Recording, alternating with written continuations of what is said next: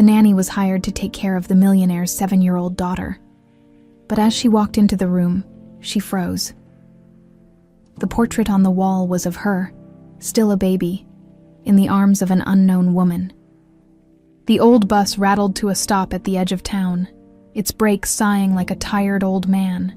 Emma Dixon gathered her worn duffel bag and stepped down onto the sun-baked sidewalk of Charleston, the humid air immediately clinging to her skin like a damp blanket. "You need directions, sweetheart," the bus driver called after her. Emma shook her head with a polite smile. "I've got them, thank you." The truth was, she didn't need the crumpled piece of paper in her pocket. The Ashford estate was infamous in Charleston, a grand old mansion that locals spoke of in hushed, reverent tones. Everyone knew where it was, even if few ever passed through its wrought iron gates.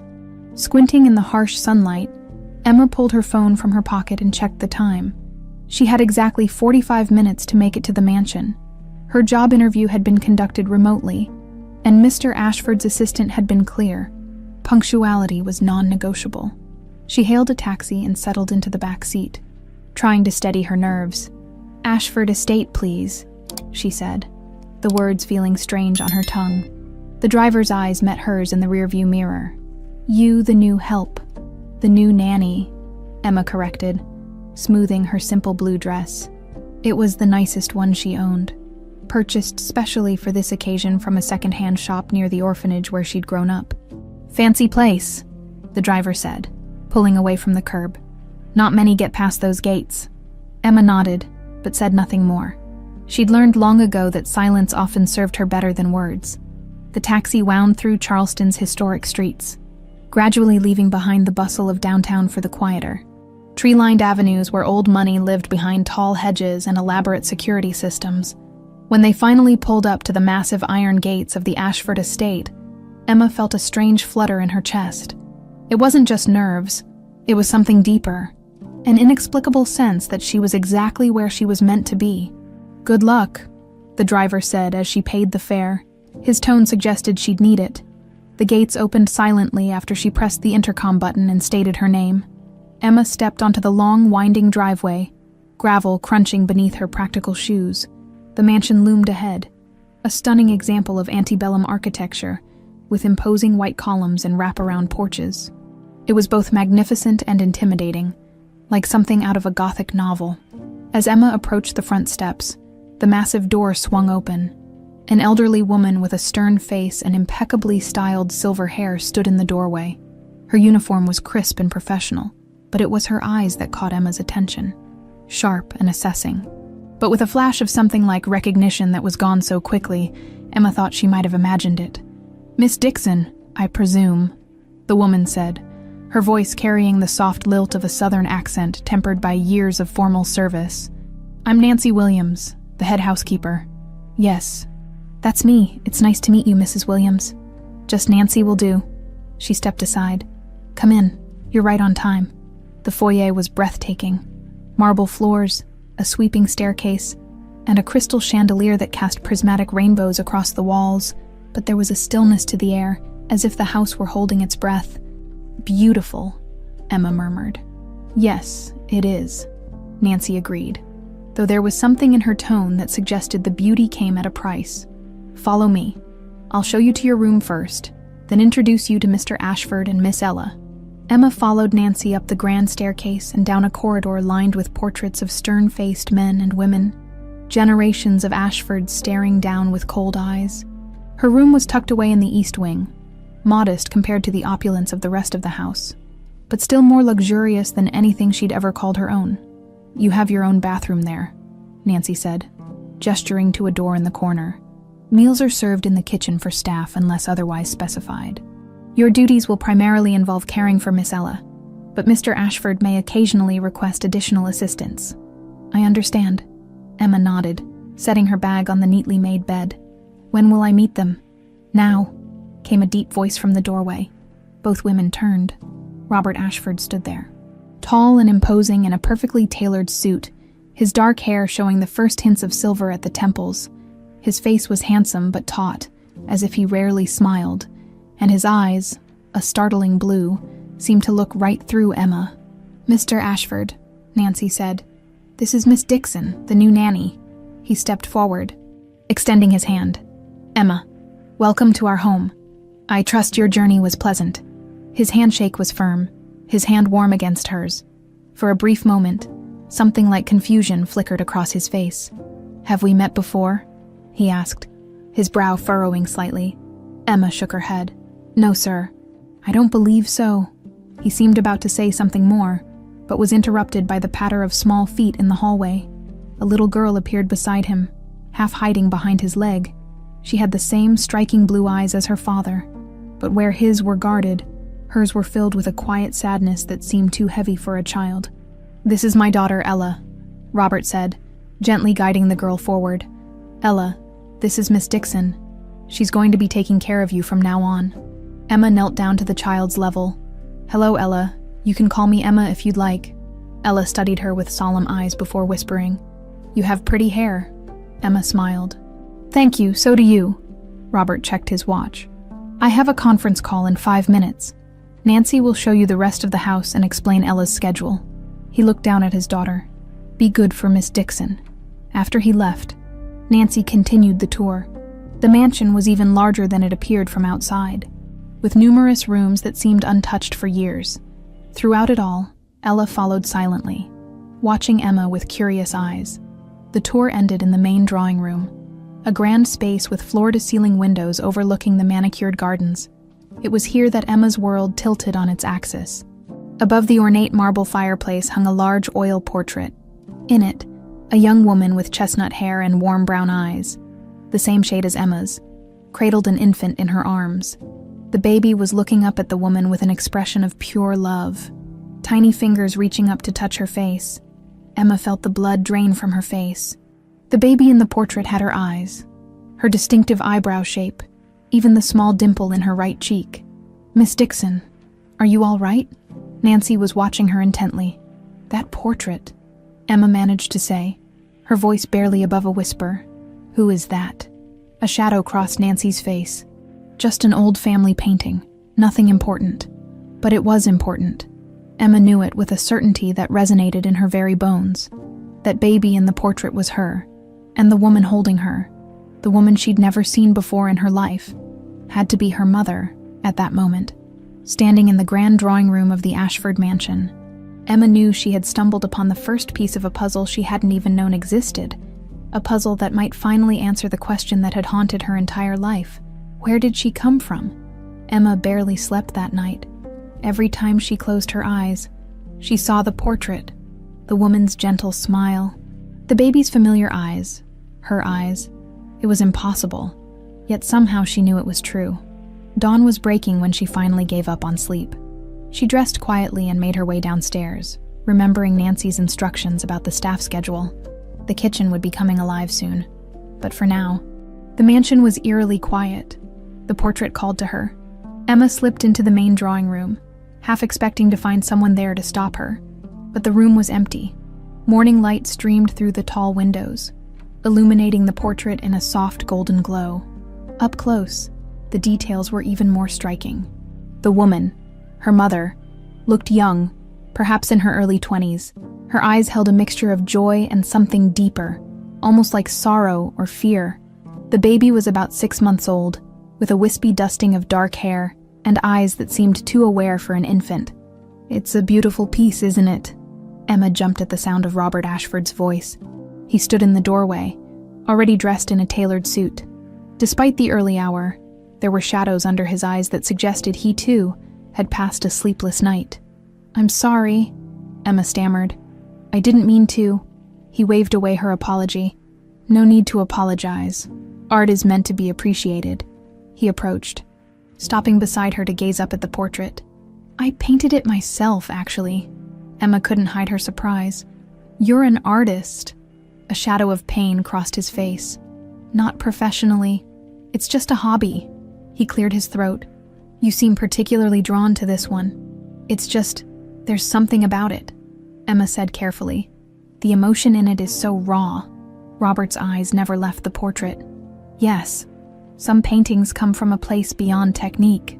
This one came from somewhere else entirely." Before Emma could press further, The moment was broken by Nancy's arrival. "There you are, Miss Dixon. Breakfast is ready in the kitchen, and Miss Ella will be up soon."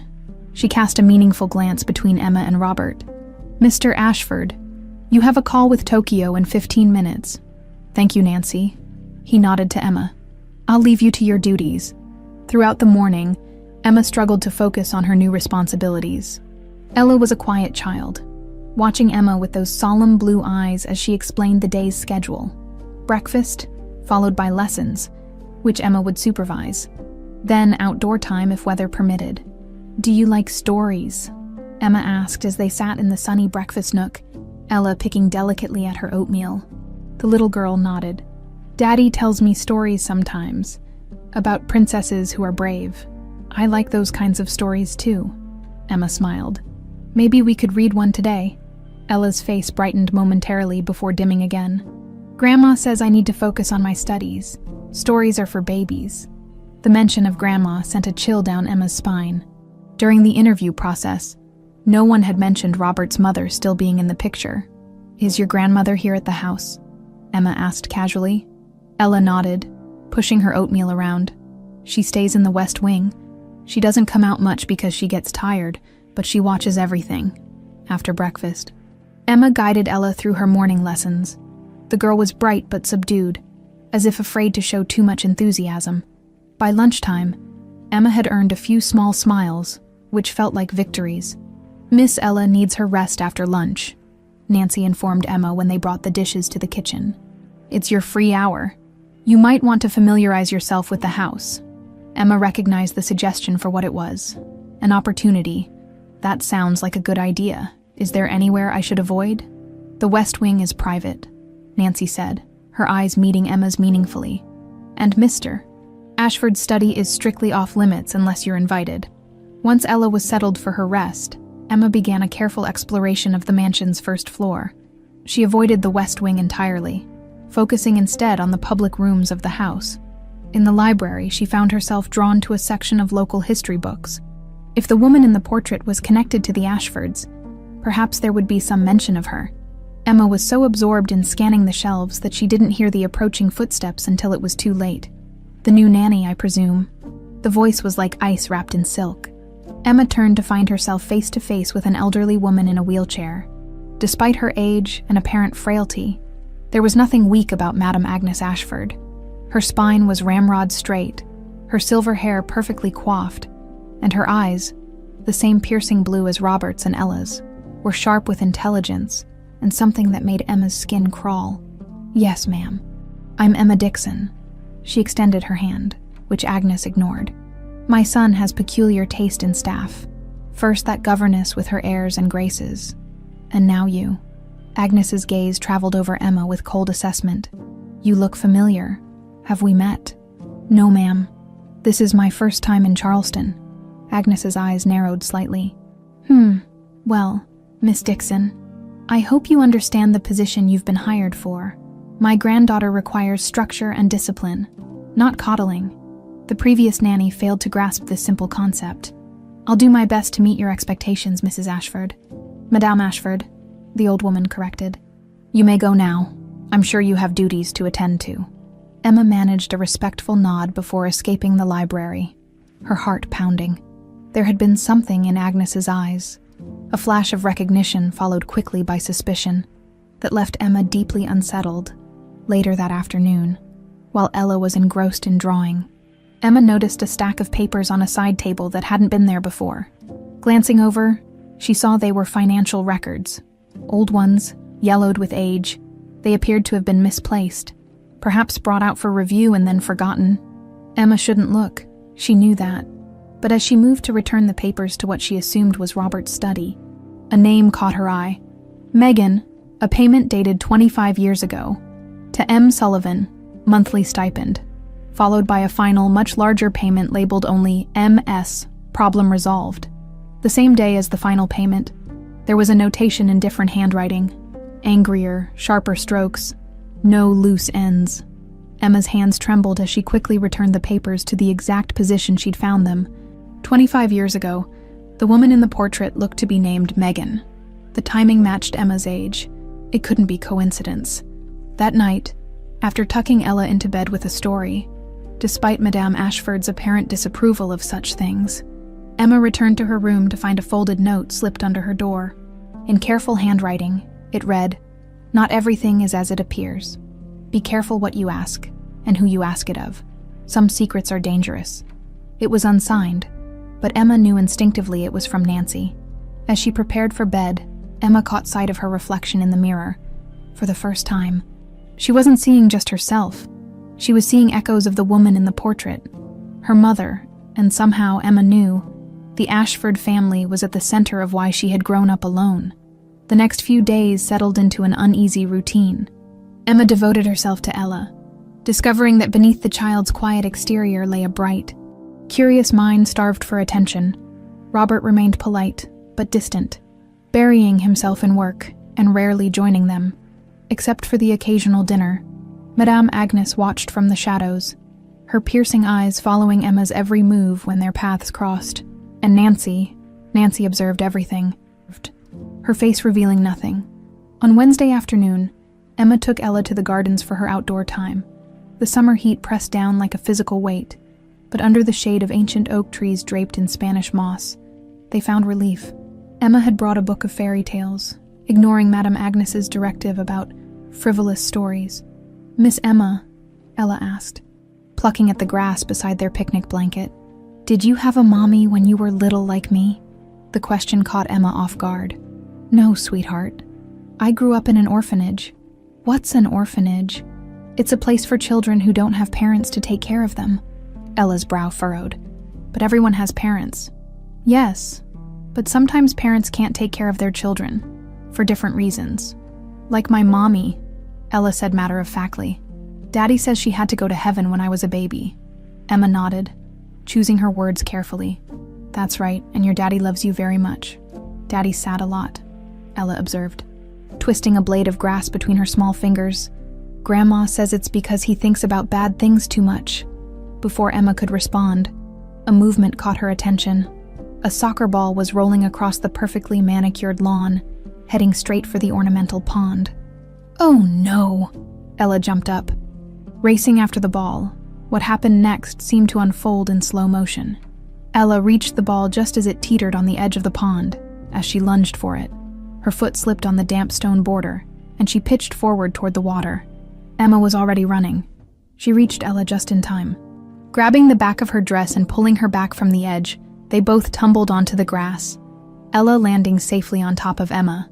"Miss Dixon, Miss Ella," Nancy's voice called out as she hurried across the lawn. "Are you all right?" Emma sat up, checking Ella for injuries. The girl's eyes were wide with shock, but she seemed unhurt. "We're okay, just a little scare." Nancy knelt beside them, her usual composure cracking slightly to reveal genuine concern. "What happened?" "The ball was going in the pond," Ella explained, her voice small. "I tried to get it. She almost fell in," Emma added, still holding Ella protectively. "But we're fine now." Nancy's eyes met Emma's, and something passed between them. Recognition, perhaps, or understanding. "That was quick thinking, Miss Dixon. That pond is deeper than it looks." "Emma saved me," Ella announced. Looking up at the nanny with newfound admiration, Nancy helped them both to their feet. "Let's get you cleaned up before your grandmother sees you've dirtied your dress. And perhaps we'll keep this little adventure to ourselves." "Yes." That evening, after Ella was asleep, Emma found Nancy waiting for her in the corridor outside her bedroom. "I'd like a word if you don't mind," the housekeeper said, her voice low. "Not here." Emma followed her through the dimly lit hallways to a small sitting room tucked away in a corner of the first floor. Nancy closed the door softly behind them. "You handled yourself well today," Nancy began, gesturing for Emma to sit. "Ella could have been hurt." "I was just doing my job." Nancy's mouth tightened. "I've been doing my job in this house for 40 years, Miss Dixon. Long enough to see things most people wouldn't believe." She studied Emma's face with an intensity that made Emma uncomfortable. "You're here about the portrait, aren't you?" Emma's breath caught. "What do you mean?" "Don't play games with me." "Child, I saw your face when you first looked at it. You recognized something." Nancy leaned forward. "Or someone." The moment hung between them, heavy with unspoken truths. Emma made a decision. "The baby in the portrait," she said quietly. "It's me, isn't it?" Nancy didn't answer directly. Instead, she asked, "What do you know about your parents?" "Nothing. I was left at St. Catherine's Home for Children with no note, no name, nothing except the blanket I was wrapped in. When? October 12th, 25 years ago." Nancy closed her eyes briefly, as if confirming something to herself. "And what brought you to the Ashford house?" "The truth now. I saw the job listing online. I needed work after finishing my degree, and I've always been good with children." Emma hesitated, but there was something else. A feeling I can't explain, like I was meant to come here. "You were," Nancy said simply, "though I doubt any of us are ready for what comes next." "The woman in the portrait," Emma pressed. "Was her name Megan Sullivan?" Nancy's eyebrows shot up. "Where did you hear that name?" "I found some old financial records. There were payments to someone with those initials." "You're playing a dangerous game, Miss Dixon." Nancy's voice had dropped to barely above a whisper. "This house holds secrets that have been buried for decades. Madame Agnes will do anything to keep them that way." "I need to know who I am," Emma insisted. "If Robert Ashford is my father—" "I didn't say that," Nancy cut her off sharply. "And neither should you, not until you know more." She rose from her chair. "Be patient, watch, listen, but be careful who sees you doing it," as if to underscore her warning. A floorboard creaked in the hallway outside. Nancy quickly opened a side door. Emma hadn't noticed. "Use this passage back to your room. It was designed for servants to move through the house unseen." Emma hesitated at the threshold of the dark corridor. "Why are you helping me?" Nancy's expression softened slightly. "Because 25 years ago, I failed someone who deserved better. Perhaps this is my chance to make it right." The next morning, Madame Agnes summoned Emma to her private sitting room in the West Wing. The room was stifling, heavy drapes blocking most of the sunlight despite the summer heat outside. "I understand there was an incident in the garden yesterday," Agnes said without preamble. Emma kept her expression neutral. "Just a small misadventure with a ball, Madame Ashford. Nothing serious. My granddaughter could have been injured, but she wasn't. I made sure of that." Agnes's fingers tapped against the arm of her wheelchair. "You seem to have made quite an impression on Ella. She spoke of little else at breakfast. She's a wonderful child." "Indeed, and precious to this family." Agnes's cold blue eyes fixed on Emma. "I've been looking into your background, Miss Dixon. St. Catherine's Home for Children is rather far from Charleston." Emma's heart raced, but she kept her voice steady. "I wanted a fresh start. How convenient that you found one here." Agnes's smile didn't reach her eyes. "I wonder, what would you do if you discovered your fresh start was built on quicksand?" Before Emma could respond, the door opened and Robert entered. He looked surprised to find Emma there. "Mother, I didn't realize you had company. Just getting better acquainted with Miss Dixon," Agnes replied smoothly. "After all, she's responsible for my only grandchild." Robert's gaze shifted between them, sensing the tension. "Is everything all right?" "Perfectly fine," Agnes said. Miss Dixon was just leaving, as Emma slipped past Robert. He caught her arm gently. "Ella told me what happened yesterday. Thank you for keeping her safe." The genuine gratitude in his voice was a stark contrast to his mother's cold suspicion. For a moment, looking into his blue eyes, so like his daughter's, Emma couldn't help wondering if he truly had no idea who she was, or if, like everyone else in this house, he too was hiding behind a carefully constructed facade. The tension in the Ashford mansion grew thicker in the days following Emma's confrontation with Madame Agnes. Staff members whispered in corners, falling silent whenever Emma approached. Twice she caught the elderly butler, Jenkins, watching her with narrowed eyes as she helped Ella with her lessons.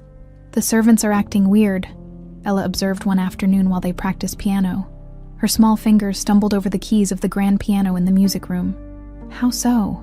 Emma asked, pretending she hadn't noticed. Ella shrugged. "They look at you funny, and Grandma keeps asking me questions about what we do all day." Emma guided Ella's fingers back to the correct position. "What kind of questions? If you ask about Daddy or the house or—" Ella hesitated, her brow furrowing in concentration as she tried to remember the exact words. "Or about family matters, that's what she called it." Before Emma could probe further, the music room door opened. Nancy stood there, her face unusually pale. "Miss Dixon, might I have a word?" Emma nodded to Ella. "Practice the scales we worked on. I'll be right back." In the hallway, Nancy didn't waste time with pleasantries. "Madame Agnes has requested your presence in her sitting room immediately." Her eyes conveyed a warning. "She's been on the telephone all morning. Do you know what it's about?" "I have my suspicions." Nancy glanced over her shoulder before continuing in a lower voice. "She's been inquiring about your references." Emma's stomach dropped. Her references were legitimate. She had indeed worked as a part-time caregiver while studying, but they wouldn't withstand intense scrutiny. "Thank you for the warning," Emma said. Nancy started to turn away, then paused. "Meet me in the rose garden after dinner. There's something you should have." Emma spent the afternoon dreading her meeting with Agnes. But when she arrived at the sitting room, Jenkins informed her that Madame had retired with a migraine and would reschedule. The reprieve left Emma on edge, waiting for the other shoe to drop.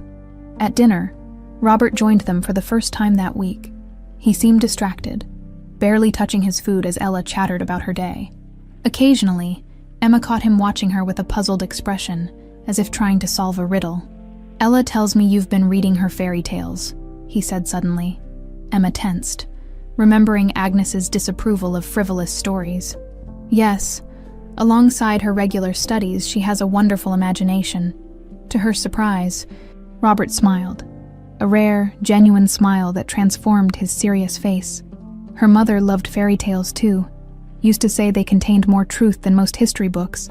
"That sounds like a wise woman," Emma ventured. A shadow crossed his face. "She was. Wiser than I gave her credit for." He turned to Ella. "Did you know your mother once built you a fairy garden? It was going to be a surprise for when you were old enough to play in it." Ella's eyes widened. "Really, where is it?" "It's overgrown now," Robert admitted. "But it's still there behind the rose garden." "Can we see it, please, Daddy?" Robert hesitated, then nodded. "Maybe this weekend, if the weather's good." After dinner, as promised, Emma made her way to the rose garden. The summer evening was still warm, the air heavy with the scent of roses and jasmine. Nancy was already there, sitting on a stone bench partially concealed by an arbor of climbing roses. "You're taking a risk," Emma said quietly, joining her. "We all take risks every day," Nancy replied. "Some are just more obvious than others."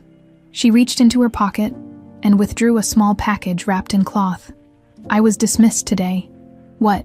Why?" "Official reason, budget cuts." Nancy's mouth twisted in a bitter smile. "Real reason. Madame Agnes suspects I know too much and I'm helping you." "I'm so sorry." Nancy waved away her apology. "I've been expecting it. That's why I took precautions." She handed Emma the package. "This belonged to Megan Sullivan. I've kept it hidden all these years." Emma's hands trembled as she unwrapped the cloth. Inside was a small leather-bound diary, its pages yellowed with age. "How did you get this?" "Megan gave it to me the day she left. Said if anything happened to her, I should make sure the right person found it someday." Nancy's eyes bored into Emma's. "I believe you're that person." Footsteps on the gravel path made them both freeze. Nancy quickly stood. "I leave tomorrow morning. Be careful, Emma. And remember, not everyone in this house is your enemy." Before Emma could respond, Nancy was gone, disappearing into the shadows of the garden, just as Jenkins rounded the corner. "Miss Dixon," he said, his tone frosty. "Madame Agnes was looking for you." "I needed some fresh air," Emma replied, tucking the diary into her pocket. "I was just heading back in." That night, after checking that Ella was soundly asleep, Emma locked her bedroom door and opened Megan's diary with trembling hands. The first entry was dated nearly 26 years earlier, May 15th, first day at the Ashford mansion. "Mrs. Williams seems kind, but the old butler watches me like I might steal the silver. Madame barely spoke 2 words to me. The son, Robert, is handsome but sad. They say his wife left him, but the staff whispers she was driven away by the dragon lady." Emma turned page after page, absorbing Megan's neat handwriting describing her daily life as a housemaid at the Ashford estate. The early entries were mundane. Complaints about the workload, observations about the family, occasional mentions of Robert's kindness compared to his mother's coldness. Then, about 3 months in, the tone changed. August 30th. "R helped me carry linens today when he saw me struggling on the stairs. His hands touched mine. I know it's foolish to even think about it. He's the heir to the Ashford fortune. I'm just the Irish girl who makes beds. The romance developed slowly through the pages. Stolen conversations in the garden, books secretly lent, a first kiss hidden in the shadows of the library after the household was asleep. Emma could feel Megan's excitement and fear as the relationship deepened, always concealed from Agnes's watchful eyes. November 12th, R talked about leaving today, taking me away somewhere we could be together properly. Said his mother's hold on him was suffocating. I told him it was a beautiful dream, but that's all it was. He promised to prove me wrong. December 25th, R gave me a small gift today, a silver locket with a tiny painting he did of the rose garden where we first kissed. Had to hide it from the others. Nancy knows, I think, but she won't tell. Said I remind her of herself when she was young. Wonder what her story is. As winter turned to spring in the diary's pages, the romance deepened. Robert spoke more frequently of leaving Charleston, of starting fresh somewhere his mother's influence couldn't reach. And then, in late April, everything changed. April 23rd. I'm pregnant. Haven't told R yet. I'm terrified, but also happy. Is that crazy? I keep imagining a little boy with R's eyes or a girl with his smile. Tomorrow. I'll tell him tomorrow, but tomorrow never came. The next entry was blotched with tears, the handwriting shaky. April 24th. She knows. God help me. She knows. Caught me being sick this morning and put it together. The things she said, I can't write them, called me horrible names. Said I planned this, that I'd never trap her son with a bastard. Gave me an hour to pack and cash to take care of it. Before R came home, when I refused, she had Jenkins drag me out, didn't even let me leave a note. What will R think when he finds me gone? The entries that followed documented Megan's desperate attempts to contact Robert, calls to the house that were blocked, letters returned unopened as her pregnancy progressed. She moved to a small town outside Charleston, surviving on the money Agnes had given her to disappear, September 18th. The baby's coming soon. I've decided to go back after it's born. R deserves to know his child. Agnes Ashford doesn't scare me anymore. What more can she take from me?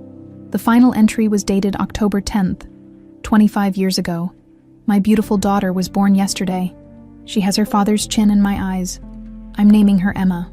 After my grandmother tomorrow, when we're both stronger, I'm taking her to meet her father. Whatever happens, at least we'll know he has a daughter. I've written everything down in case. Well, in case. I love you, my little Emma. Whatever happens, never forget that. Emma stared at the page, tears streaming down her face. October 10th, 2 days before she was left at the orphanage. What had happened in those missing days? And who had taken her to St. Catherine's? The diary confirmed what Emma had suspected. She was Robert Ashford's daughter, but it raised an even more disturbing question. What had happened to Megan Sullivan after she wrote that final, hopeful entry? Emma couldn't sleep after reading Megan's diary. The words echoed in her mind, painting a picture of a young woman full of hope and love. Her mother. As dawn broke, Emma made a decision. She needed proof beyond the diary, something concrete to connect her to this house. After helping Ella dress for breakfast, Emma took advantage of the household's morning routine to slip into the library. She'd noticed a section of family records during her previous explorations, leather-bound volumes documenting births, marriages, and other significant Ashford events. If Robert had truly believed his child died, there might be some record of it. The library door creaked open just as Emma pulled down the volume labeled 1990-2000. Good morning, Miss Dixon. Emma nearly dropped the book. Robert stood in the doorway, his expression unreadable. Mr. Ashford, she managed, clutching the volume.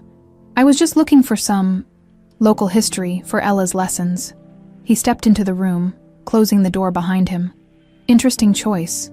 Our family records aren't particularly exciting reading material. Emma placed the book back on the shelf with reluctant fingers. I apologize, I shouldn't have. It's fine, he said, studying her face with an intensity that made her uncomfortable. Actually, I've been meaning to speak with you. Nancy's departure was rather sudden. Yes, it was, Emma agreed cautiously. She left me a rather cryptic note. Robert moved to the window. Looking out over the gardens, she said I should pay more attention to what's right in front of me. He turned back to Emma. Any idea what she meant by that? Emma's heart pounded.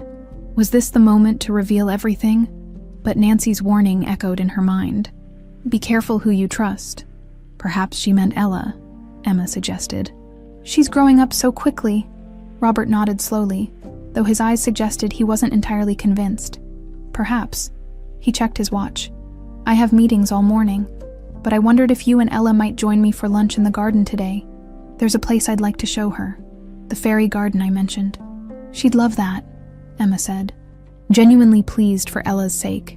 As Robert turned to leave, Emma took a risk. Mr. Ashford, may I ask you something personal?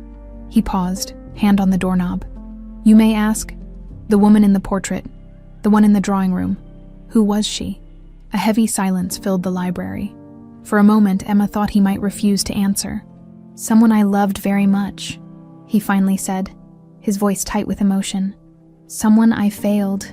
After he left, Emma returned to the family records, quickly finding what she sought. There, in precise handwriting, was an entry dated October 15th, 25 years ago. Infant daughter of Robert Ashford and Megan Sullivan, deceased. Stillborn, below it, in different handwriting, Agnes's, Emma guessed, was a note, matter concluded, no record to be maintained in public registry. The diary hidden safely in her room told a different story. Megan had given birth to a healthy baby girl named Emma on October 10th. What had happened in those 5 days between her birth and the falsified record of a stillborn child? And why did the entry list Megan as deceased? The morning dragged as Emma went through the motions of Ella's lessons, her mind racing with questions. By lunchtime, dark clouds had gathered, threatening rain. Robert sent word that they'd have lunch in the conservatory instead of the garden. The conservatory was a magnificent glass structure filled with exotic plants and comfortable seating. Ella skipped ahead, excited by the break in routine. Daddy promised to tell me about the fairy garden, she confided to Emma as they entered. Do you think there are real fairies? If there are fairies anywhere, it would be in a garden made with love, Emma replied, touched by the child's enthusiasm. Robert joined them a few minutes later, bringing a picnic basket prepared by the kitchen staff. As they ate sandwiches and fruit, he described the fairy garden he and Ella's mother had planned before her death. We were going to add a small pond with lily pads, he explained, and tiny houses hidden among the flowers. Your mother believed every child should have a magical place to dream. Was she pretty? Ella asked, a question that clearly caught Robert off guard. Very, he said softly. She had a beautiful smile. Like Miss Emma's smile, Ella asked innocently. Robert's eyes met Emma's across the table. Yes, he said after a pause. Very much like Miss Emma's. The moment was interrupted by Jenkins, who appeared at the conservatory door. Sir, your mother is asking for you. She says it's urgent. Robert excused himself, promising to return soon. Once he was gone, Emma helped Ella collect shells from a decorative display to make fairy houses later. They were so engrossed in their task that they didn't notice the conservatory door opening again.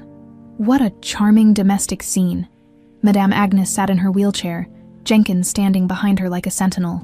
Her voice was pleasant, but her eyes were cold as they fixed on Emma. Grandma. Ella ran over to kiss her cheek.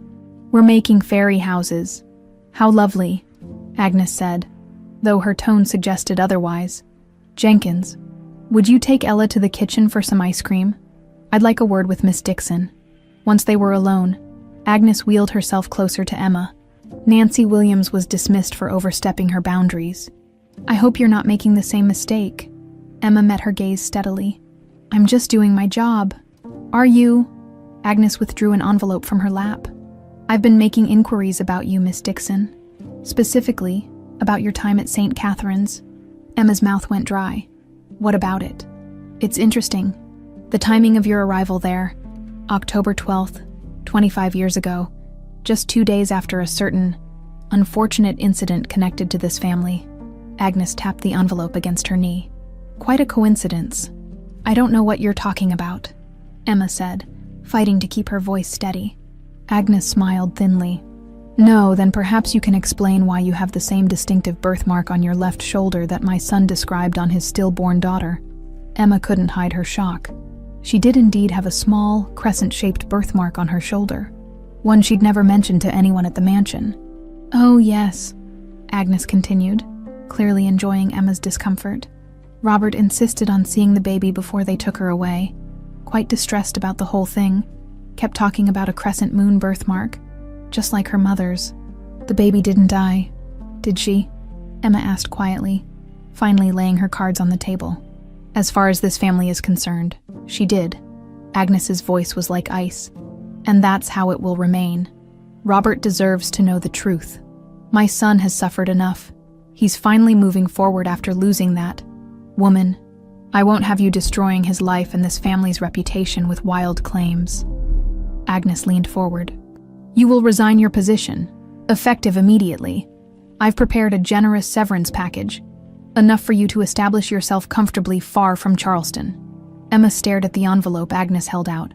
"And if I refuse, then I'm afraid certain information about your background checks will need to be shared with the proper authorities. False references are a serious matter, Miss Dixon." Emma felt a chill run down her spine. "You knew who I was from the beginning, didn't you?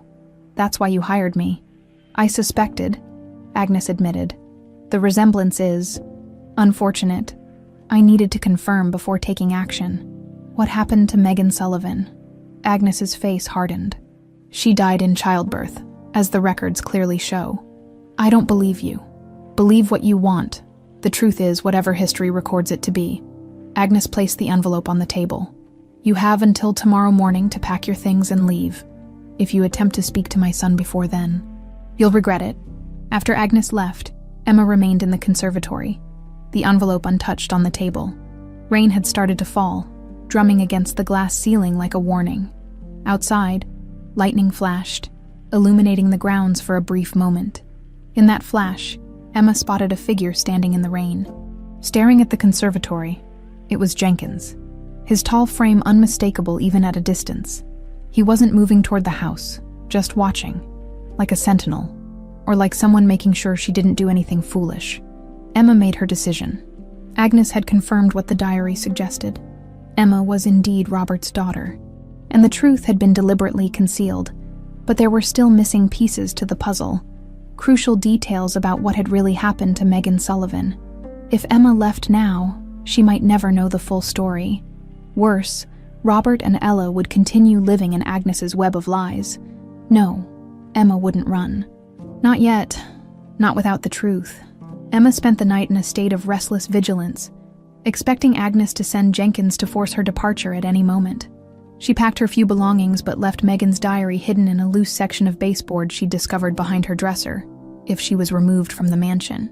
She wanted to ensure that the truth remained inside its walls, waiting to be found.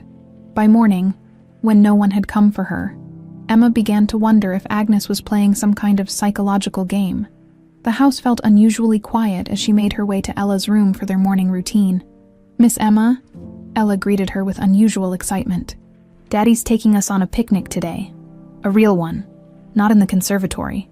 Emma masked her surprise. "That sounds wonderful. Did he say where?" "To the lake house," Ella explained, bouncing on her toes. "It's a special place. We haven't been there since." Her enthusiasm dimmed slightly. "Since before her mother died." Emma realized, well, we'd better get you dressed in your adventure clothes then.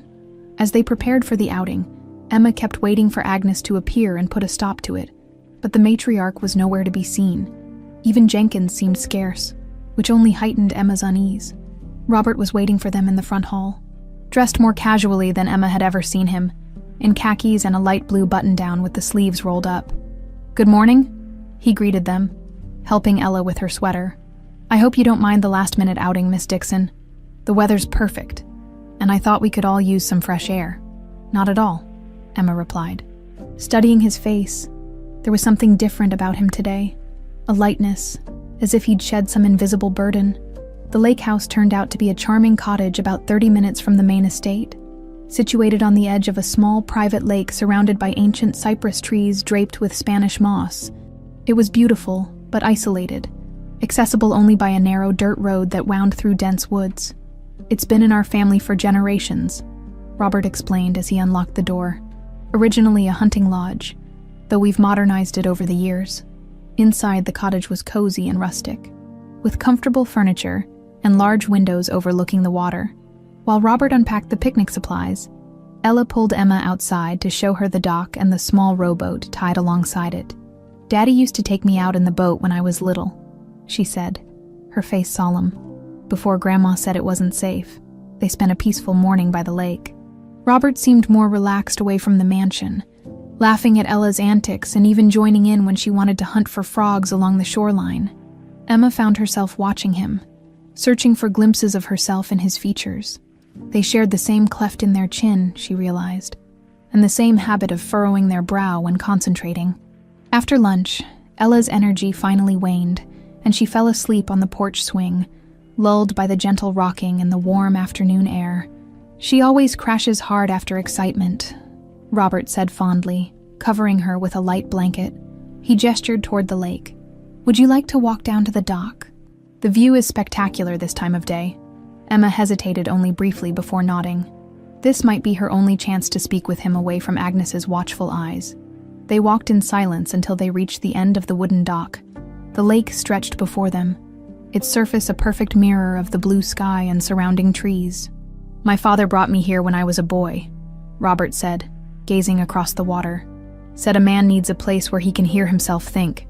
He turned to face Emma. "I haven't been able to think clearly for a very long time." "Until now?" Emma ventured. "Until recently." His blue eyes studied her face intently. "Nancy left me a letter before she departed. She suggested I take a closer look at you." Emma's heart pounded. "What else did she say?" "Nothing specific. Nancy has always been circumspect." He leaned against the dock railing. "But it got me thinking about certain coincidences. Your age, your arrival in Charleston, the way you looked at that portrait the first day." Emma took a deep breath. It was now or never. "It's not a coincidence," she said quietly. "I was born on October 10th, 25 years ago. My mother's name was Megan Sullivan." Robert went perfectly still, his knuckles whitening as he gripped the railing. "That's impossible," he whispered. "My daughter died. Megan died in childbirth." "No, she didn't." Emma reached into her pocket and withdrew a folded copy of the most crucial pages from Megan's diary. "I have her diary. She gave birth to a healthy baby girl. Me. She was planning to bring me to you the next day. But something happened." Robert's hands trembled as he took the pages. Emma watched his face as he read, witnessing the progression of emotions: disbelief, shock, and finally, a devastating realization. "My mother told me Megan ran off with another man," he said, his voice raw. "When she came back months later claiming the baby was mine, there were complications.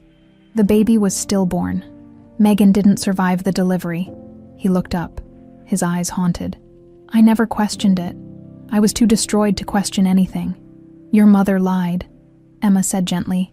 "I was left at St. Catherine's Home for Children on October 12th, just 2 days after I was born. Someone took me there. Someone who wanted me safe but away from you. This can't be." But even as he denied it, Robert was studying her face with new awareness, seeing the resemblance that had been in front of him all along. "I have a birthmark," Emma said, "a crescent shape on my left shoulder. Your mother knew about it. She said you saw it on your daughter before they took her away." Robert staggered slightly, bracing himself against the railing. "I did. The doctors let me see her. Just for a moment. She had Megan's birthmark. I remember thinking it was like a sign, connecting them even in death." His voice broke. "But you're saying..." "I'm saying I'm your daughter." Emma's own voice wavered. "And I think your mother did something terrible to make sure you never knew." For a long moment, Robert said nothing, just stared out at the water as if it might offer some escape from the truth crashing down around him. "Why would she do this?" he finally asked, more to himself than to Emma. "From what I've gathered, she thought Megan wasn't good enough for you. She called her a trap." "She was wrong," Robert said fiercely. "Megan was everything. Kind, smart, genuine, everything my mother despised because she couldn't control it." He turned to Emma, his expression hardening. "We need to confirm this properly." "A DNA test?" Emma asked. He nodded. "I know someone who can do it discreetly. If what you're saying is true." He couldn't seem to finish the thought. "If it's true, what then?" Emma pressed, before Robert could answer. A child's scream pierced the air. "Ella!" they both exclaimed in unison, already running back toward the cottage. They found her on the porch steps, clutching her ankle, tears streaming down her face. "I woke up and you were gone," she sobbed as Robert knelt beside her. "I tried to follow, but I fell."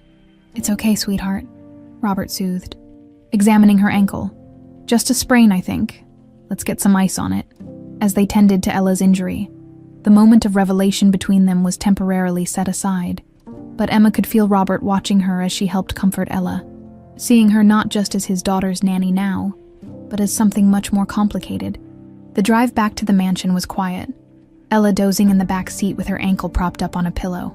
About halfway there, Robert broke the silence. "I'll arrange for the test tomorrow," he said, his voice low. "Until then, we should behave normally, my mother." He hesitated. "If what you suspect is true, she's more dangerous than either of us realized."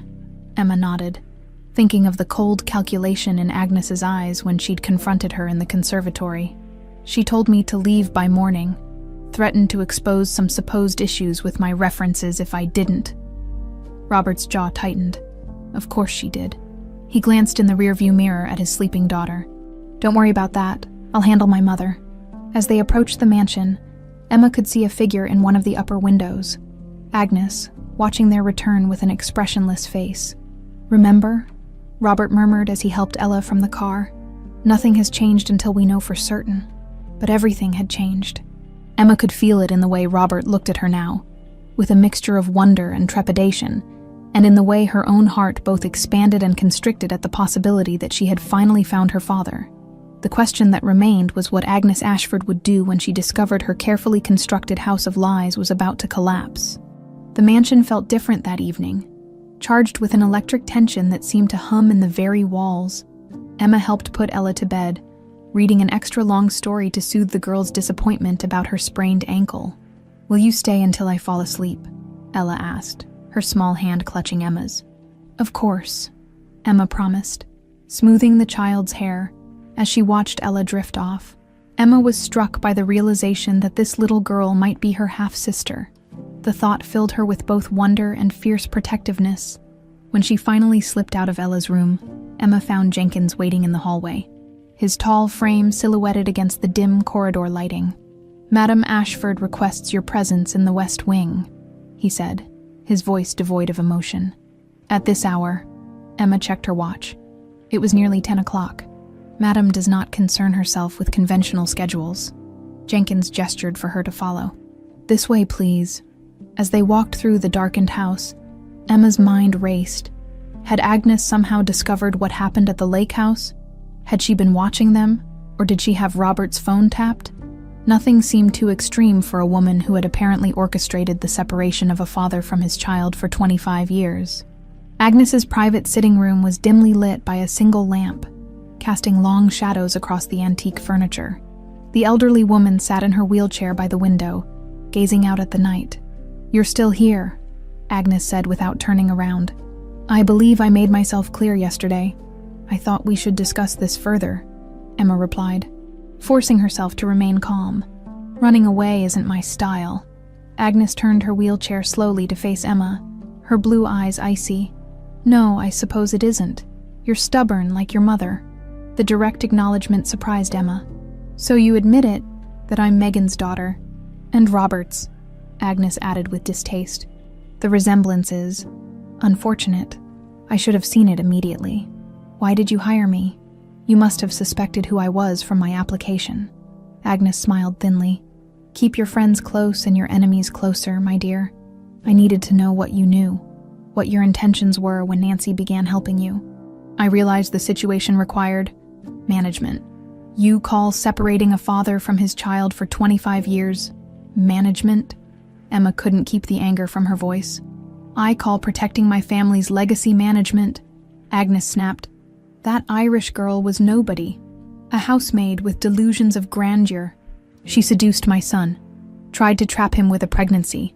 Robert was destined for better things. He loved her. He was infatuated," Agnes corrected. "There's a difference. Love doesn't threaten to destroy everything a family has built over generations." Emma stepped closer, emboldened by anger. What did you do to her? The diary ends the day after I was born. She was planning to bring me here, to show Robert his daughter. Something flickered in Agnes's eyes. Calculation, perhaps, or the faintest hint of unease.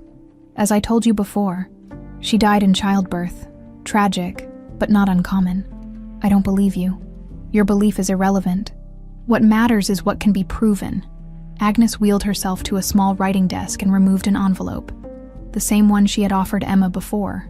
My offer still stands. Take this and leave Charleston tonight. Start a new life somewhere far away.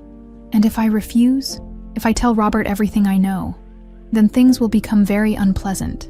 Agnes's voice hardened. Not just for you, but for my son and granddaughter as well. Do you really want to destroy their lives with unsubstantiated claims from a woman's diary? Emma thought of Robert's face at the lake house. The shock and pain when he realized he might have been robbed of not just the woman he loved, but their child as well. Robert deserves the truth, she said firmly. The truth, Agnes scoffed. The truth is subjective, my dear. It's whatever story is accepted by those who matter. A soft knock at the door interrupted them. Jenkins entered, his expression grave. Excuse me, madame, Mr. Ashford is asking for Miss Dixon. He seems agitated. Agnes's lips tightened into a thin line.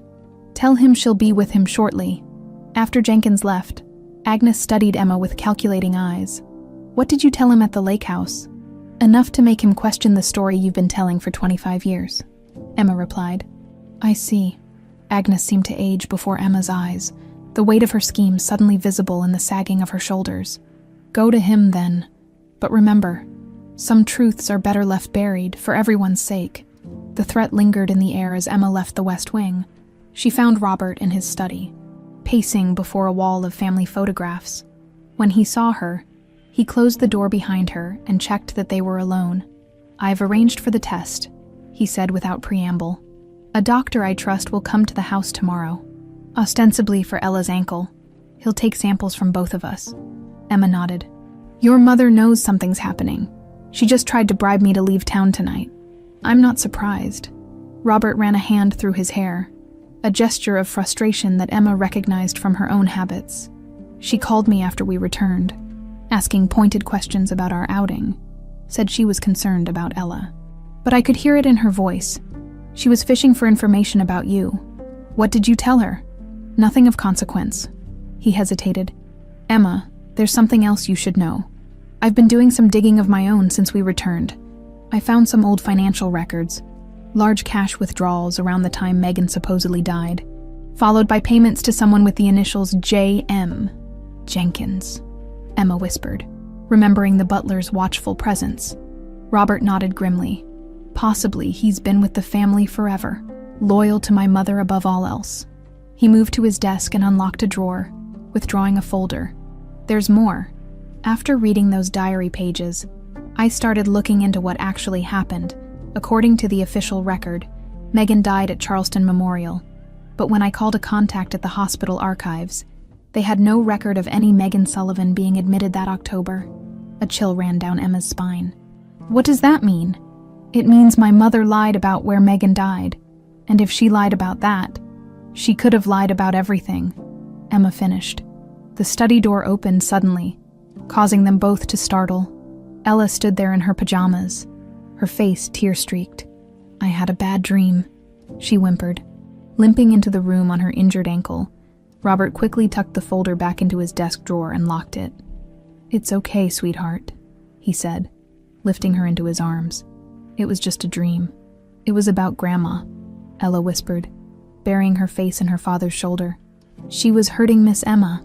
Robert and Emma exchanged alarmed glances over the child's head.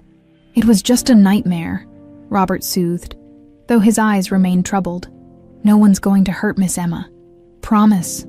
Ella asked, lifting her tear-stained face. I promise, Robert said firmly. Now, let's get you back to bed. As Robert carried Ella back to her room, Emma remained in the study, her mind racing. The glimpses of truth they were uncovering painted an increasingly disturbing picture. If Agnes had fabricated Megan's death, what actually happened to her? And how far would the matriarch go to keep her secrets buried? Emma moved to the window, gazing out at the moonlit gardens. A movement caught her eye.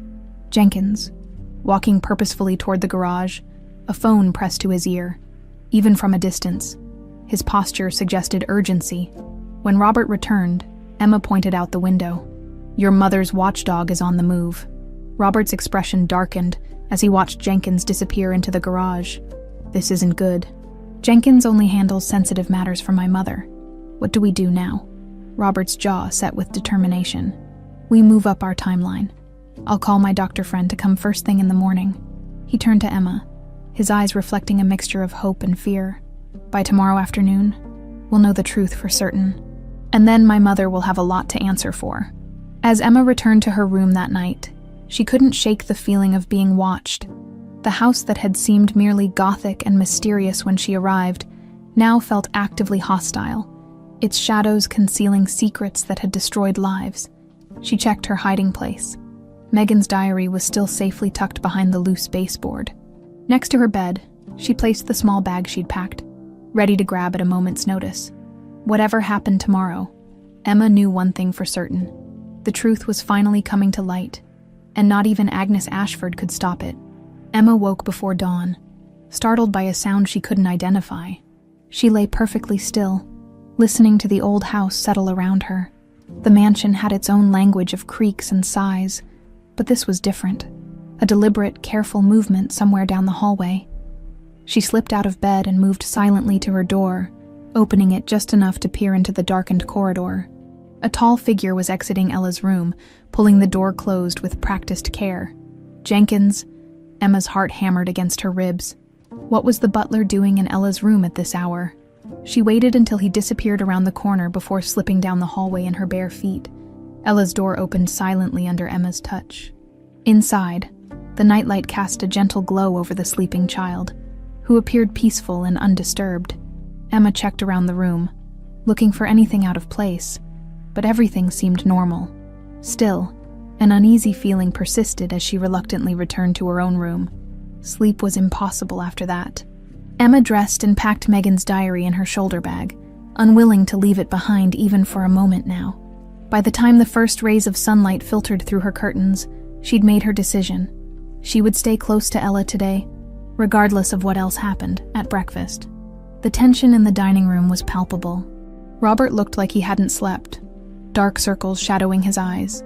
Agnes sat at the head of the table, serene and composed in a tailored suit that somehow made her wheelchair seem like a throne. Jenkins stood at attention near the sideboard, his face an impassive mask. "Good morning, family," Agnes said pleasantly, as if nothing were amiss. "Ella, darling, how is your ankle feeling?" "Better, Grandma," Ella replied, shooting a quick smile at Emma. "Miss Emma put a special cream on it that made the hurting go away." "How resourceful," Agnes remarked, her eyes flickering to Emma with thinly veiled hostility. Robert cleared his throat. "Mother, I've asked Dr. Wilson to stop by this morning to check Ella's ankle. I want to make sure it's nothing serious." Agnes's fork paused halfway to her mouth. "Dr. Wilson, your college friend. Surely our regular family physician would be more appropriate." "James is a specialist in sports medicine," Robert replied smoothly. "Besides, he was planning to visit Charleston this week anyway." Emma kept her expression neutral, though her stomach twisted with anxiety. The DNA test was only hours away now. After breakfast, Robert retreated to his study to make calls while Emma helped Ella with her morning lessons. The child seemed unusually subdued, working on her arithmetic without her usual questions or commentary. "Is everything okay, Ella?" Emma asked gently. Ella glanced toward the door before answering in a whisper. "I heard Grandma and Jenkins talking last night. They were saying mean things about you." Emma's blood ran cold. "What kind of things?" "That you were a liar. That you needed to go away." Ella's bottom lip trembled. "I don't want you to go away." Emma hugged the little girl close. "I'm not going anywhere," she promised, hoping it was a promise she could keep. Dr. Wilson arrived promptly at 11, a jovial man with kind eyes and a reassuring manner that immediately put Ella at ease. He examined her ankle with exaggerated seriousness that made her giggle. "Well, Miss Ella, I'd say this is a grade A, first-class mild sprain," he announced, writing out a prescription with flourish. "Ice, elevation, And at least 3 bedtime stories per day, Ella beamed. Can Miss Emma read them to me? Absolutely essential to the treatment, Dr. Wilson agreed, winking at Emma. After Ella was settled in the sunroom with a book, Dr. Wilson joined Robert and Emma in the study. His demeanor shifted from playful physician to serious professional. Robert explained the situation, he said, removing 2 DNA collection kits from his medical bag. I'll need to swab the inside of both your cheeks. The lab owes me a favor. They'll process this immediately and have results by late afternoon. The procedure took less than a minute. As Dr. Wilson sealed the samples, Robert's phone rang. He glanced at the screen and frowned. It's my mother's attorney, he said. I should take this. While Robert stepped into the hallway, Dr. Wilson turned to Emma. I've known Robert since we were 18, he said quietly. Never seen him this shaken. Whatever happens with these results, be gentle with him. He's had more heartbreak than most people could bear. Emma nodded, touched by the man's concern. I never intended to cause pain. Sometimes truth does that all on its own, Dr. Wilson replied, packing away his equipment. The question is whether the healing afterward is worth it. Robert returned, his expression grim. Mothers called an emergency board meeting for this afternoon at the Ashford Foundation. Apparently there are urgent concerns about the company's direction that require my immediate attention. That's convenient timing, Emma observed. Exactly, Robert agreed. She's trying to keep me occupied while she deals with you somehow. He turned to his friend. James, how quickly can you get those results? I'll take them to the lab myself. 3 hours, maybe 4. Good. Text me the moment you know. Robert checked his watch. I can't avoid this meeting. It would only raise her suspicions further, but I don't think Emma should stay here alone. I won't leave Ella, Emma assured him. We'll stay in public areas of the house, after Dr. Wilson and Robert departed. The mansion fell into an eerie quiet. Agnes had apparently retreated to the west wing, and Jenkins was conspicuously absent. Emma suggested to Ella that they have a picnic lunch in the garden. Away from the oppressive atmosphere inside, they settled under a sprawling oak tree. Spreading a blanket on the soft grass, Ella's spirits lifted in the fresh air, and she chattered happily about the butterflies flitting among the roses. Emma kept vigilant watch, scanning the windows of the mansion regularly for any sign of Agnes or Jenkins, as they were packing up their picnic. Emma noticed a familiar figure approaching from the direction of the garage. Nancy, she called in disbelief. The former housekeeper hurried toward them, her usually immaculate appearance disheveled, as if she'd dressed in haste. Thank goodness you're still here, Nancy said, slightly out of breath. I've been trying to call, but the lines to the house have been blocked. What's happening? Emma asked, instinctively moving closer to Ella. Nancy's expression was grave. Jenkins came to my apartment this morning. He was drunk, rambling about fixing a problem for Madame Agnes. The same problem he fixed 25 years ago. A chill ran down Emma's spine. He was talking about Megan. Nancy nodded. He said something about another loose end to tie up. When I pressed him, he mentioned your name. She glanced at Ella, who was watching them with wide, confused eyes. We need to get both of you somewhere safe until Robert returns. Miss Nancy, Ella exclaimed. Suddenly recognizing the housekeeper, she ran to hug the older woman. Did you come back to stay? Not exactly, sweetheart, Nancy said, returning the hug. I came to help Miss Emma with something important. She lowered her voice, addressing Emma again. Jenkins has been Madame's fixer for decades. If she's set him on you, you're in danger. Emma made a quick decision. We'll go to the lake house. Robert gave me the key yesterday, and Agnes won't think to look for us there right away.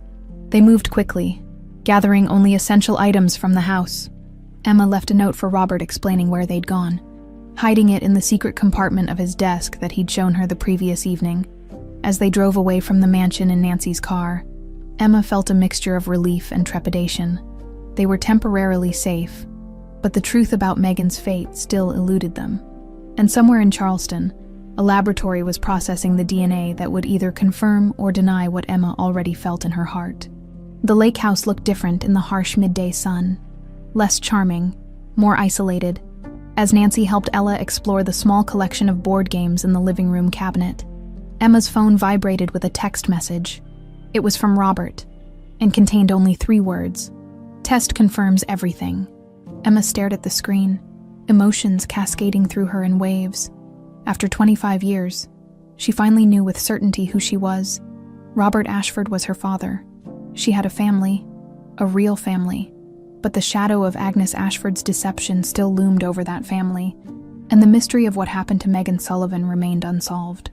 As she looked out at the placid lake, Emma wondered if the healing Dr. Wilson had spoken of was even possible in the face of such calculated cruelty. The afternoon stretched into evening at the lake house. Emma paced by the window, checking her phone every few minutes, though reception was spotty at best. After his initial text confirming the DNA results, Robert had sent one more message. "Don't come back to the house, Mother knows. We'll meet you at Lake House after handling things here." That had been 3 hours ago. He should have been here by now, Emma said, glancing anxiously at Nancy, who was playing a board game with Ella on the floor. "The board meetings can run long," Nancy replied, her calm voice at odds with the worry in her eyes. "And if there's a confrontation with Madame Agnes..." Emma's phone buzzed with an incoming call. She grabbed it, expecting Robert, but the caller ID showed an unknown number. "Hello?" she answered cautiously. "Miss Dixon," Jenkins's voice sent a chill down her spine. "I'm calling on behalf of Madame Ashford." Emma moved away from Ella, lowering her voice. "What does she want?" "Madame is hosting an impromptu gathering at the mansion this evening, a small charity gala for the Ashford Foundation. She requests your presence, along with Miss Ella and Mrs. Williams." "A gala, now?" Emma couldn't keep the disbelief from her voice. "Tell her we're not interested in her games." "This isn't a game, Miss Dixon." Jenkins's tone shifted, becoming almost pleading. "Mr. Ashford has requested your presence as well. He believes it's time to clear the air, as it were, in public, where certain actions would be inadvisable." Emma's mind raced. Was Robert using the gala as protection? A public setting where Agnes couldn't easily dismiss or threaten Emma. "Let me speak to him," she demanded. "He's currently greeting guests. Madame asked me to convey that this is an opportunity to resolve matters amicably. For everyone's sake." After hanging up, Emma relayed the conversation to Nancy, who looked deeply skeptical. "It's a trap," the housekeeper declared. "Madame Agnes doesn't do amicable resolutions. She eliminates problems. But if Robert requested us to come..." Emma glanced at Ella, who was now curled up on the sofa with a book, oblivious to the tension. Maybe he's found something. Proof about what happened to Megan. Maybe he's planning to confront Agnes publicly. Nancy seemed unconvinced. "And maybe Madame Agnes is using Robert to lure you back." In the end, curiosity and hope outweighed caution. They agreed to attend but took precautions. Nancy called a friend at the Charleston Police Department, leaving a detailed message about their concerns and where they were headed. "Just in case," she said grimly. When they arrived at the mansion, it was transformed. Soft lights illuminated the gardens, valets directed cars, and the sounds of a string quartet drifted from the ballroom. Elegantly dressed guests mingled on the terrace, cocktails in hand. "I don't like this," Nancy murmured as they entered through a side door, avoiding the main entrance where Agnes might be greeting guests. Ella, freshly dressed in a pretty blue dress they'd stopped to purchase on the way, was wide-eyed with excitement. "It's like a princess party. Stay close to us."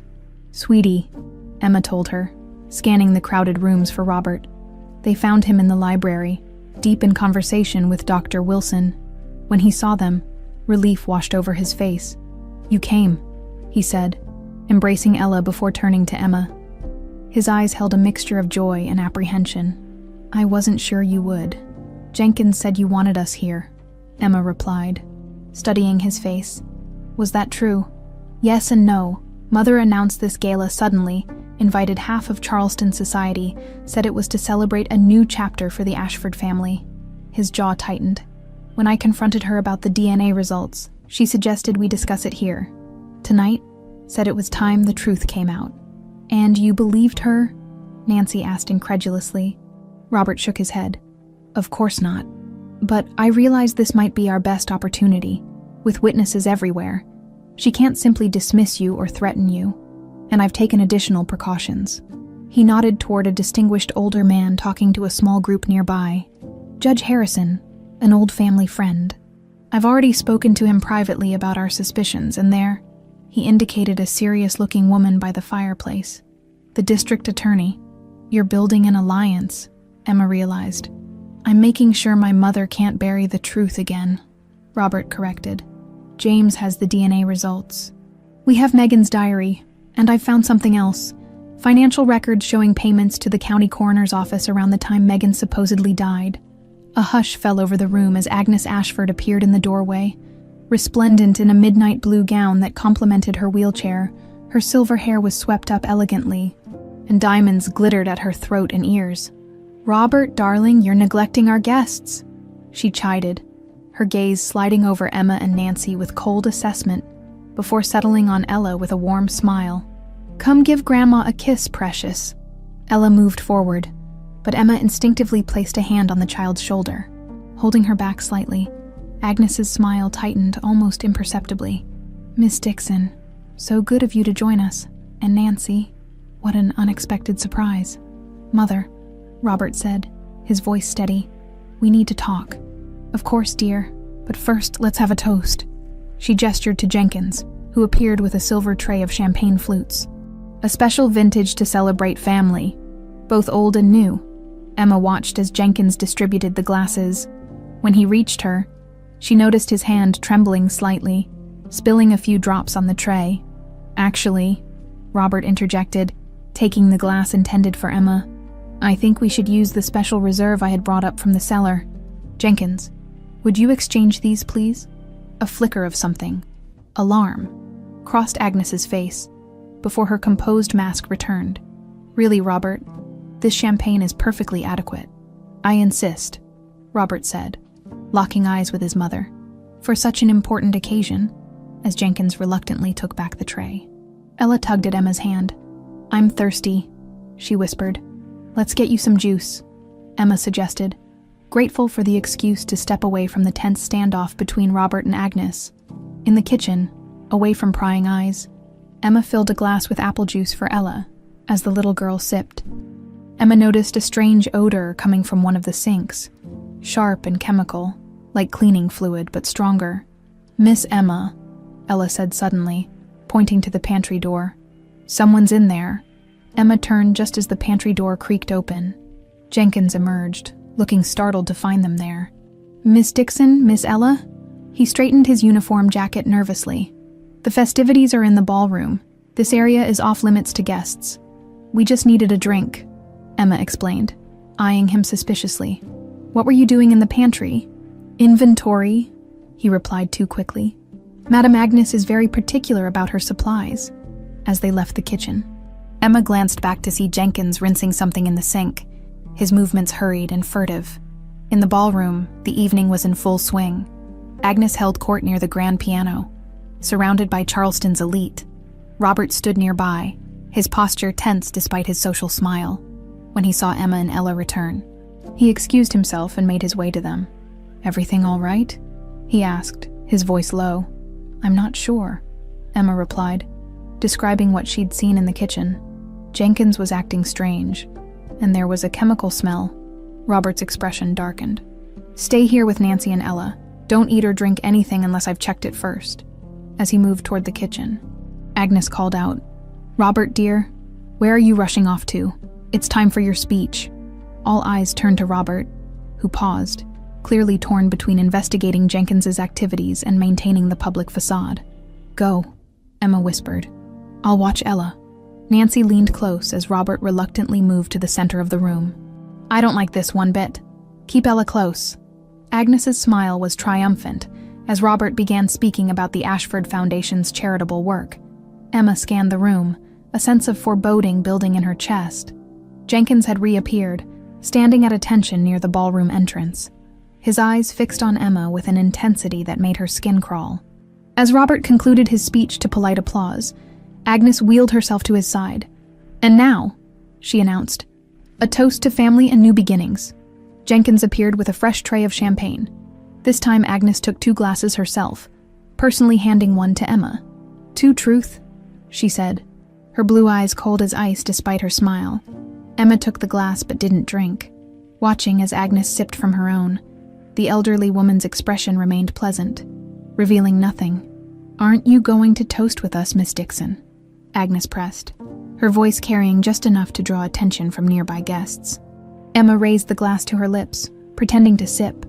Beside her, Ella suddenly gasped, "Grandma, no, don't let Miss Emma drink that. I saw Jenkins put something in it in the kitchen." A shocked murmur rippled through the crowd as all eyes turned to Agnes and Emma in that moment of stunned silence. The carefully constructed facade of the evening shattered like fine crystal. "What did you say, child?" Agnes's voice cut through the stunned silence, her smile frozen in place. Ella, suddenly aware of all the eyes on her, shrank against Emma's side. "I saw him," she insisted in a small voice. "In the kitchen. He put something in the glasses." Robert was beside them in an instant, taking the champagne flute from Emma's hand and setting it carefully on a nearby table. "Is this true, Ella?" he asked, kneeling to his daughter's level. She nodded, tears welling in her eyes. "He had a little bottle. He thought I wasn't looking. But I was." The murmurs among the guests grew louder. Dr. Wilson stepped forward, carefully picking up the suspect glass. "I can have this analyzed immediately," he offered, his voice carrying enough for the nearby guests to hear. Agnes's composure slipped momentarily, her eyes darting to Jenkins, who stood rigidly by the door, his face ashen. "This is absurd," she declared, forcing a laugh. "The imagination of children. Jenkins has been with this family for 40 years. "That's right," Nancy said, stepping forward. 40 years of doing your dirty work, madame, including what happened to Megan Sullivan 25 years ago." A collective gasp rippled through the crowd. The district attorney, who had been watching the scene unfold with professional interest, moved closer. "This is neither the time nor place for such ridiculous accusations," Agnes snapped, gripping the arms of her wheelchair. "Robert, control your staff." But Robert's attention was fixed on Jenkins, who had begun inching toward the exit. "Stop him," he ordered, and 2 waiters quickly blocked the butler's path. "Robert," Agnes's voice rose sharply, "you're making a scene over nothing. The girl is confused, that's all." "Like I was confused when you told me Megan died in childbirth." Robert's voice was low but carried in the hushed room. "When you told me my daughter was stillborn." Another wave of shocked whispers swept through the guests. Judge Harrison pushed through the crowd to stand beside Robert, his presence lending gravity to the unfolding drama. Agnes's face hardened. "Everything I've done has been for this family, for you." "No," Robert contradicted, his voice gaining strength. "It was for yourself, for your idea of what this family should be." He gestured to Emma. "You knew who she was the moment she applied for the position, didn't you? That's why you insisted we hire her, so you could control the situation." "Control," Agnes scoffed. "I was protecting you from another fortune hunter, just like her mother." "Her mother wasn't after my money," Robert replied, his voice thick with emotion. "Megan loved me, and you couldn't stand that she made me happy in a way your controlled world never could." In the tense silence that followed, Jenkins suddenly bolted, shoving past the waiters and fleeing toward the kitchen. Robert nodded to the district attorney, who quickly followed, phone in hand. Agnes's eyes narrowed as she watched her faithful servant abandon her. When she turned back to the room, her demeanor had shifted. Gone was the social mask. In its place was something harder, colder. "You want the truth." "Robert," her voice was like steel. "The truth is that Irish girl was nothing. A servant who got above herself. She would have ruined everything we built. So you sent her away," Robert pressed. "But what happened after Emma was born? The diary shows Megan was alive and well after the birth, planning to bring Emma to me." Agnes's silence was damning. "What did you do to her?" Robert's voice broke. "What was necessary?" Agnes replied coldly. The admission hung in the air, shocking in its callousness. Nancy stepped forward, fury etched on her face. "Tell them what was necessary," she challenged. "Tell them how you sent Jenkins to take care of the problem, when you found out Megan was coming back with proof the baby was Robert's. Tell them what no loose ends really meant in those accounting ledgers." Agnes's gaze hardened as she stared at her former housekeeper. "You forget yourself, Nancy." "No, I've been silent too long," Nancy retorted. "I suspected, but I never had proof, not until Jenkins came to me yesterday, drunk and guilty after all these years, talking about how you ordered him to make Megan disappear permanently." "You had her killed," Emma stated, the words falling like stones in the silent room. "My mother was murdered on your orders." Agnes neither confirmed nor denied the accusation, but her silence spoke volumes. The guests began to edge away from her, as if her guilt might be contagious. Robert looked physically ill. "My God, Mother, what have you done?" At that moment, the district attorney returned, accompanied by 2 police officers. "Jenkins is in custody," she announced. "He's already talking, trying to cut a deal." Agnes's face remained impassive, but her knuckles whitened on the arms of her wheelchair. "Whatever that man says is the fabrication of a desperate alcoholic." Judge Harrison cleared his throat. "I think we've heard enough, Agnes. There will be a formal investigation." "Based on what?" Agnes demanded. "The word of a disgruntled servant. A diary that could have been written by anyone. You have no evidence." "We have Jenkins's confession," the district attorney countered. "And with a search warrant, I suspect we'll find much more. And we have this," Emma added. Stepping forward to stand beside Robert, she pulled a small silver locket from beneath her dress, the Christmas gift Robert had given Megan all those years ago. "My mother was wearing it when she left me at the orphanage. It's the only thing I have from her." Robert stared at the locket, recognition dawning in his eyes. "I painted the miniature inside," he whispered. "The rose garden." As the police moved toward Agnes, she suddenly lunged forward in her wheelchair, grabbing Ella's arm. "No one is taking me anywhere," she hissed, pulling the frightened child onto her lap. "Not while I have my granddaughter. Mother, stop this." Robert moved forward, but Agnes had already wheeled herself backward toward the grand staircase. "Stay back," she warned, one arm wrapped tightly around Ella, who was crying in fear. Emma stepped forward, her hands outstretched. "Let her go, Agnes. She's just a child." "She's my blood," Agnes insisted, her eyes wild. "Not yours. You'll never be an Ashford. Take me instead," Emma offered, moving closer. "Let Ella go and I'll come with you." Agnes hesitated, her grip on Ella loosening slightly. It was all the opening Emma needed. In one swift movement, she pulled Ella from Agnes's grasp and handed her to Robert. Enraged, Agnes lunged from her wheelchair, revealing her frailty was at least partly an act. She grabbed Emma's arm, but her sudden movement sent her off balance at the edge of the staircase. As she started to fall, Emma instinctively reached for her, but Agnes's weight and momentum were too great. The elderly woman tumbled down the grand staircase, her body striking the marble floor with a sickening finality. The guests cried out in horror, and Robert shielded Ella's eyes from the scene. In the chaos that followed, as paramedics were called and police secured the mansion, Robert held his daughters close, the one he'd raised and the one who'd been taken from him. Emma clung to them both, overwhelmed by the knowledge that she'd finally found her family, even as the architect of their separation lay broken at the foot of the stairs that had witnessed decades of Ashford secrets. 3 months later, as autumn painted the Charleston countryside in golds and reds, Emma stood beside Robert on the mansion's lawn. Workers were installing a new sign at the entrance, Ashford Center for Children. "Megan would have approved," Robert said, his arm around Emma's shoulders. "She always said this place was too beautiful to waste on just one family." The transformation of the Ashford estate into a support center for orphaned and fostered children had been Emma's idea, one that Robert had embraced wholeheartedly. Agnes, paralyzed from her fall but still mentally sharp, had been convicted based on Jenkins's testimony and forensic evidence from Megan's recovered remains. The family fortune, which Robert had inherited, was now dedicated to helping children find the stability and love that Emma had been denied. "Does it feel like home yet?" Robert asked, as they walked back toward the house, where Ella was waiting with Nancy, who had returned as the center's administrator. Emma smiled, thinking of the journey that had brought her here. "It's getting there," she said, one day at a time, as they reached the porch. The mail carrier arrived with a special delivery envelope. Robert signed for it, frowning at the return address. "It's from a law firm in Savannah," he said, opening it carefully. Inside was a single photograph and a letter. The photograph showed a young man around Emma's age, with familiar eyes and a cleft in his chin that matched Robert's. "What is it?"